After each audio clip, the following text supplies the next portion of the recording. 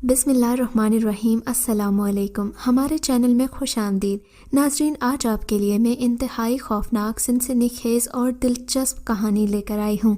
लेकिन कहानी शुरू करने से पहले आपसे गुजारिश है कि अगर आप हमारे चैनल पर नए हैं तो हमारे चैनल को ज़रूर सब्सक्राइब कीजिए ताकि आपको हमारी वीडियोस सबसे पहले मिलें। मेरा नाम अहमद अली अब्बास था।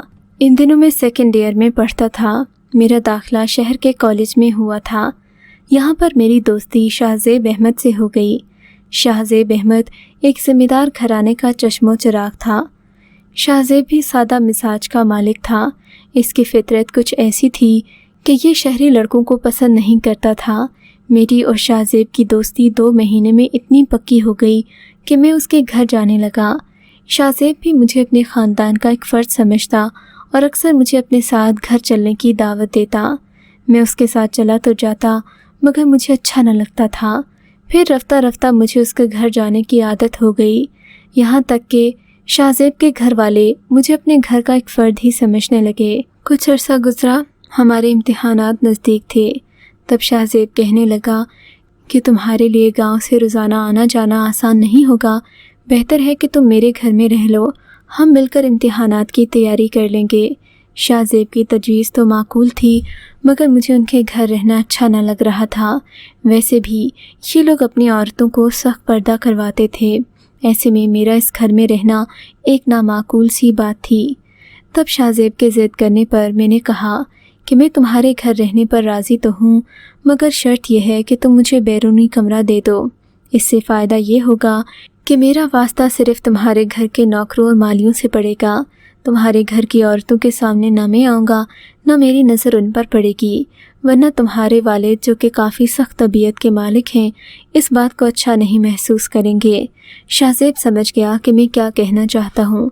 दरअसल मैं उसके वालिद की नज़र में अपनी इज़्ज़त कम नहीं करना चाहता था। तब शाहज़ेब को ये बात कही थी, क्योंकि मैं उसके घर आता जाता था, मुझे मालूम था कि बैरूनी कमरा अक्सर खाली भी रहता है और वो बाहर वाले दरवाजे से भी मुंसलिक है, इसलिए मुझे आने जाने में भी कोई दिक्कत नहीं होगी, ना ही वक्त की कोई कैद होगी। मैंने शाहज़ेब से ये बात की तो बोला, बात तो तुम सही कहते हो, लेकिन इस कमरे में एक मसला है। दरअसल यहाँ हमारा एक चौकीदार पहले रहा करता था। चौकीदार की आदत थी कि वो दिन भर यहाँ बैठकर गाने वगैरह सुनता था। कहते हैं कि यहाँ पर किसी नाग ने उसे डस लिया था। तभी एक दिन शाम को वो मुर्दा हालत में पाया गया, जबकि उसके मुंह से खून निकल रहा था। जबकि हमारे मुताबिक ये बात दुरुस्त नहीं भी है, क्योंकि इससे पहले यहाँ पर जो शख्स भी सोया या इस कमरे में रहा, उसे तरह तरह की आवाज़ें सुनने को मिली। ऐसा लगता है यहाँ कोई जिन भूत रहता है। बेहतर है कि तुम इस कमरे में ना ही रहो, क्योंकि यहाँ पर रहने वालों को हमेशा किसी न किसी मुश्किल का सामना करना पड़ता है। मेरे बाबा की फ़िक्र मत करो, मैं उन्हें मना लूँगा। अपनी तरफ से तो मेरे दोस्त शाहज़ेब ने ये बात कह दी थी, मगर मैं जानता था कि ये सही नहीं होगा। खैर, मैंने अपनी बात मनवा ही ली। शाहज़ेब से कहा कि मैं बैरूनी कमरे में ही रहूँगा, चाहे कुछ भी हो जाए, उसकी ज़िम्मेदारी मेरी है, वरना मैं किसी शर्त पर भी तुम्हारे घर न रुकूँगा। शाहज़ेब भी मान गया और मुझे बैरूनी कमरा दे दिया गया। इस कमरे में एक अजीब सा सुकून था। ठंडी हवाएं आती तो रूह तक सरशार हो जाती, जबकि कमरा काफ़ी कुशादा मगर पुराने तर्ज का बना हुआ था। इसमें एक कदादम अलमारी भी थी, जिसमें मैंने अपनी किताबें रख लीं और यूँ मैं इस माहौल में एडजस्ट हो गया। मैंने अपने घर वालों को बता दिया कि मैं शहर में अपने दोस्त के घर रुका हुआ हूँ, सो उन्हें भी कोई एतराज़ नहीं था। पहले दिन से ही मेरा जोश और वलवला बुलंद था। मैं चाहता था कि अपनी पढ़ाई रात से ही शुरू कर दूँ। वैसे भी मुझे रात देर तक पढ़ने की आदत थी। हवेली में चौकीदारों और मालियों ने रौनक लगा रखी होती थी, वो भी रात देर तक ही सोते थे। तब मैंने अपने कमरे का लैंप ऑन किया, खिड़की के सामने बैठकर टेबल पर पढ़ाई करने लगा कि मुझे कमरे में किसी खटपट का एहसास हुआ। यूँ लग रहा था इस कमरे में चूहे दौड़ रहे हैं। पहले तो मैंने इस तरफ कोई ध्यान न दिया, मगर फिर जब आवाज़ बढ़ी तो मैं बाहर जाकर खड़ा हो गया कि देखूं तो सही, आसपास कोई ऐसी वैसी चीज़ तो नहीं जो मेरे कमरे की दीवारों से अपने पंजे टकरा रही हो। मगर वहाँ ऐसा कुछ न था। पास ही नया नया माली आया था। मैंने उससे पूछा तो बोला, यहाँ पर खरगोशों ने ज़मीन के अंदर अपने बिल बना रखे हैं। हो सकता है कि कोई खरगोश ज़मीन खुरच रहा हो तो तुम्हें सुनाई दिया हो, मगर ऐसा तो तब होता जब तुम ज़मीन के ऊपर सोते। तुम तो कुर्सी पर बैठकर पढ़ रहे थे बकौल तुम्हारे। फिर ये कैसे हो सकता है कि तुम्हें खरगोशों की ज़मीन खुरचने की आवाज़ सुनाई दे? मैंने कहा मालूम नहीं।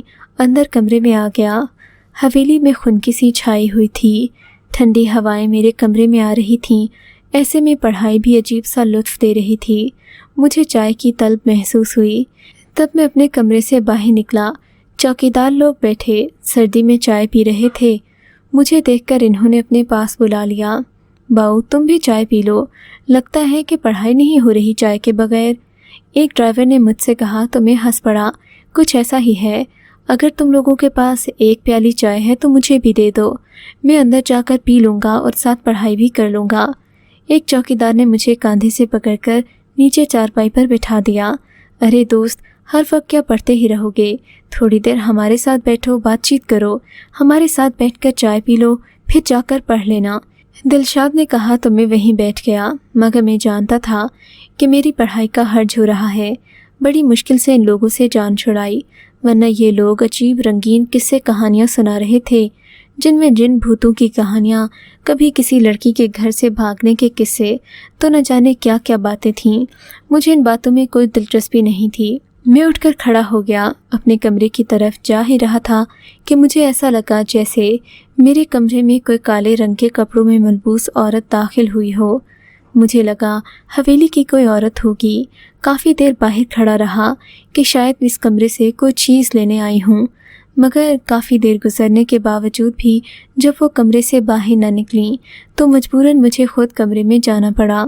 मगर ये जानकर मेरी हैरत की इंतहा न रही कि कमरे में कोई भी मौजूद नहीं था। कमरा खाली था।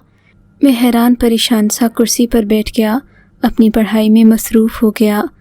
उस रात और कोई ऐसा वाक़या नहीं हुआ जिससे मुझे परेशानी का सामना करना पड़ता। सुबह शाहज़ेब मिला तो उसने मुझसे पूछा कि तुम्हारी रात कैसी गुजरी। मैंने कहा मुझे कोई ऐसा वैसा वाक़या तो देखने को नहीं मिला जिससे मुझे यहाँ कोई तकलीफ़ होती। तुम फ़िक्र नहीं करो, मैं अपने कमरे में बहुत खुश हूँ। खैर, वो ये बात जानकर काफ़ी मुतमईन हो गया। वो सारा दिन हमने बातें करते और इधर उधर घूमते घुमाते गुजार दिया। शाहज़ेब ने मुझे सारी हवेली भी दिखाई और यहाँ के मुलाजिमों की फितरत भी बताई कि किससे कैसे काम निकलवाना है। वो बड़ा ही मिलनसार लड़का था। मुझे अपने घर का फ़र्द बनाकर काफ़ी खुशी महसूस कर रहा था, शायद इसलिए कि उसका और कोई भाई नहीं था। उसने मुझे अपना भाई और दोस्त बना लिया था। उस शाम शाहज़ेब कहने लगा कि हमें अपने किसी रिश्तेदार की शादी में जाना होगा। वो इसरार कर रहा था कि तुम भी मेरे साथ चलो, मगर मुझे अच्छा नहीं लग रहा था कि मैं खामखा हर जगह मेहमान बनकर चला जाऊं। मैंने शाहज़ेब से माज़रत कर ली, मगर उसके सारे घर वाले और कुछ ड्राइवर वगैरह भी उनके साथ चले गए। इन लोगों की आदत थी कि जहां जाते अपने ड्राइवर्स को ज़रूर साथ ले जाते। माली बाबा यूं भी हफ्ते में 2-3 दिन आते थे। पीछे 2-3 चौकीदार रह गए और मैं अकेला अपने कमरे में बैठ गया। मुझे भी अभी देर तक पढ़ना था।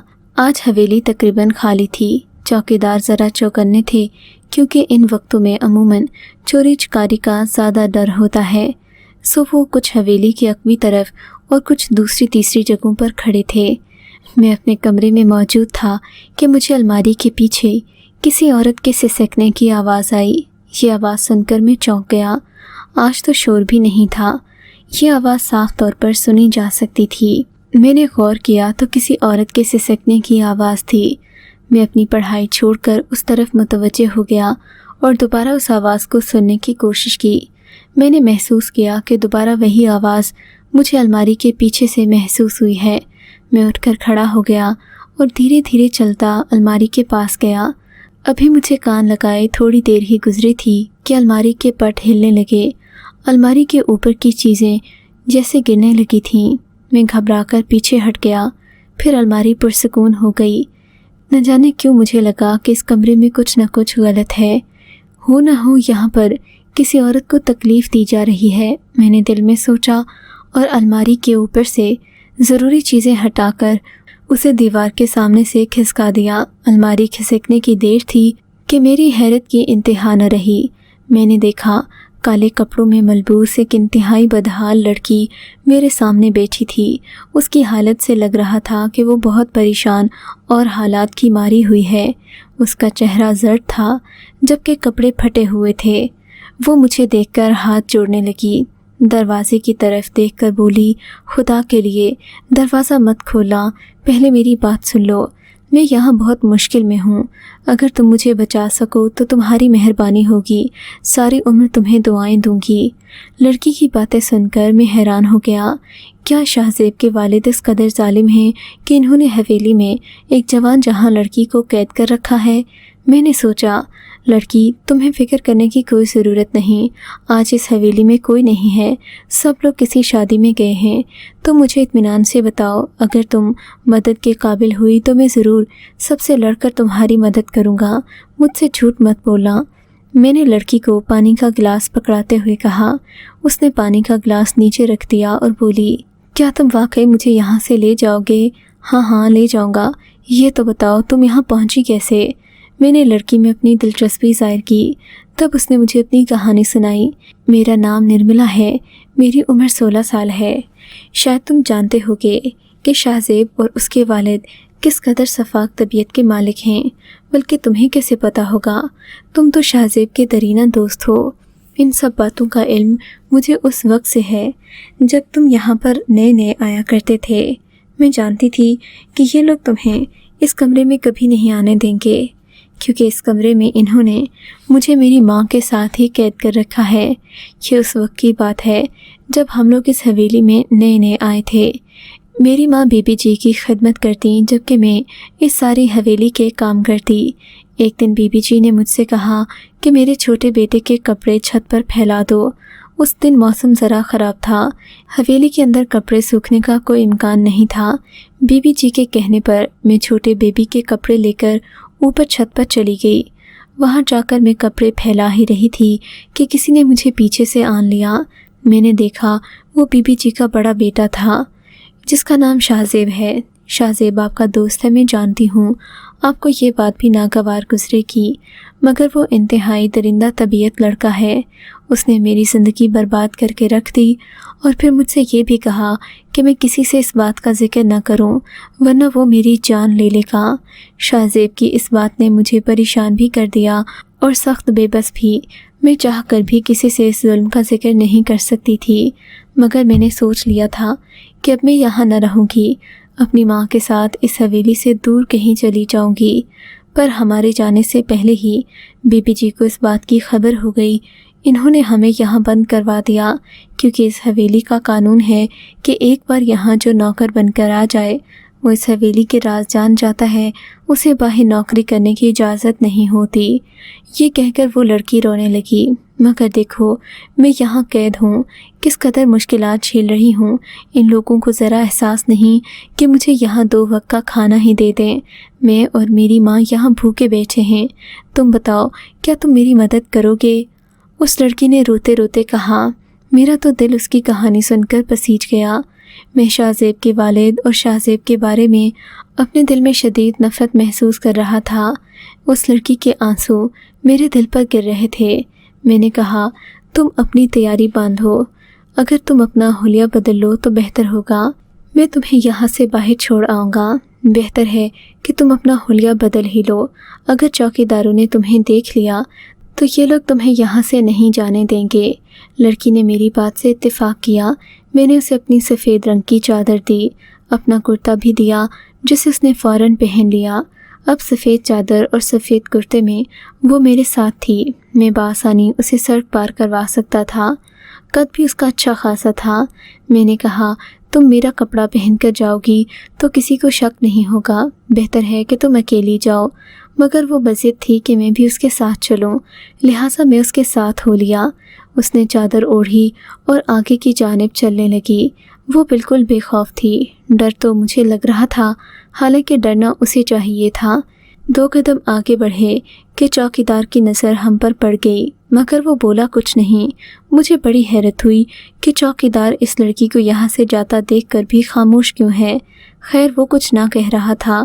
میں نے خدا کا شکر ادا کیا، اس لڑکی کو لے کر حویلی سے باہر نکلا اور سڑک کے کنارے چلنے لگا۔ وہ میرے آگے آگے جا رہی تھی۔ مجھے تو لگا اب جیسے اسے میری مدد کی ضرورت نہیں۔ بات سنو، اب کیا مجھے چلنا چاہیے؟ تم تو باہر آ گئی ہو، یہاں سے کوئی بھی رکشہ گاڑی پکڑ لو، تم اپنے ٹھکانے پر پہنچ جاؤ گی۔ میں نے کہا مگر نرملا نے کوئی جواب نہیں دیا۔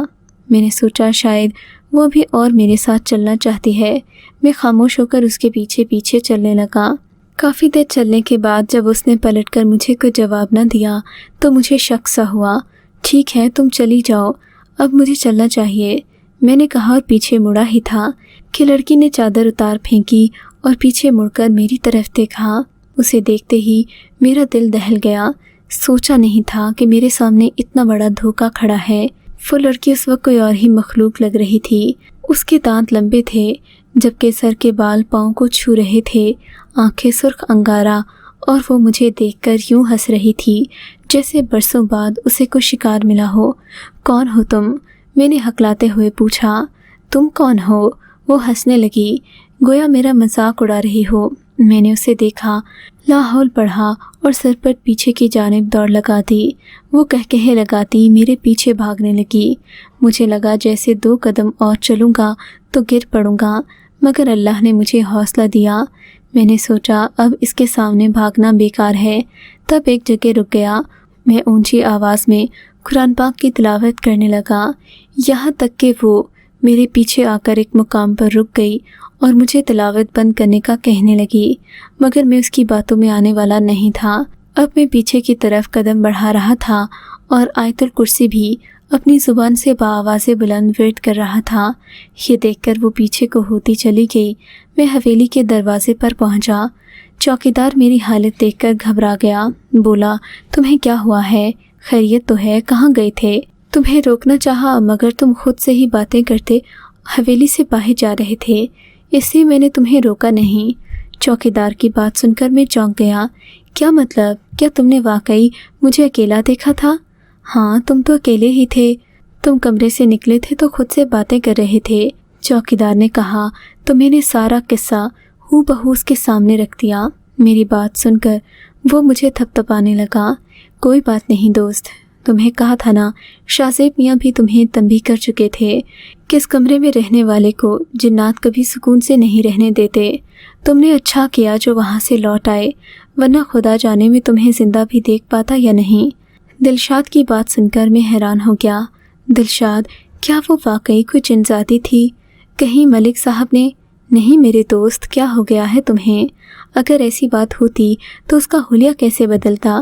تم تو بتا رہے ہو کہ اس کے دانت نکل آئے تھے، اس کے بال بھی یکدم لمبے ہو گئے تھے، پھر ہم کیسے غلط ہو سکتے ہیں؟ وہ مجھ سے پوچھنے لگا تو میں لاجواب ہو گیا۔ اب میرا ڈر ختم ہو چکا تھا مگر کمرے میں جانے کا دل نہیں چاہ رہا تھا۔ بہرحال ڈرتے ڈرتے کمرے میں جا کر بیٹھا۔ اس رات قرآن آیت کا ورد کرتا رہا۔ اگلے دن شاہ زیب آیا تو میں نے اسے کہہ دیا کہ اب میں اس کمرے میں مزید نہیں رہوں گا۔ اس نے مجھے اپنے گھر رکنے کی پیشکش کی مگر میں نے منع کر دیا۔ میں جانتا تھا کہ حویلی کے کچھ قوانین اور قاعدے ہیں جن پر پابند رہنا میرے لیے مشکل ہوگا، سو میں وہاں سے چلا آیا۔ لیکن آج بھی جب اس لڑکی کی یاد آتی ہے تو سوچتا ہوں کہ وہ کون تھی۔ اگر آپ کو یہ کہانی اچھی لگی ہے تو اس ویڈیو کو لائک کیجیے اور اس طرح کی مزید ویڈیوز دیکھنے کے لیے ہمارے چینل کو سبسکرائب کیجیے۔ اور ہاں، اگر آپ کی کسی دوست، رشتہ دار یا بہن کے ساتھ خدا نہ کرے ایسا کوئی واقعہ پیش آیا ہے تو ہمیں کامنٹ سیکشن میں اس کے بارے میں ضرور بتائیے۔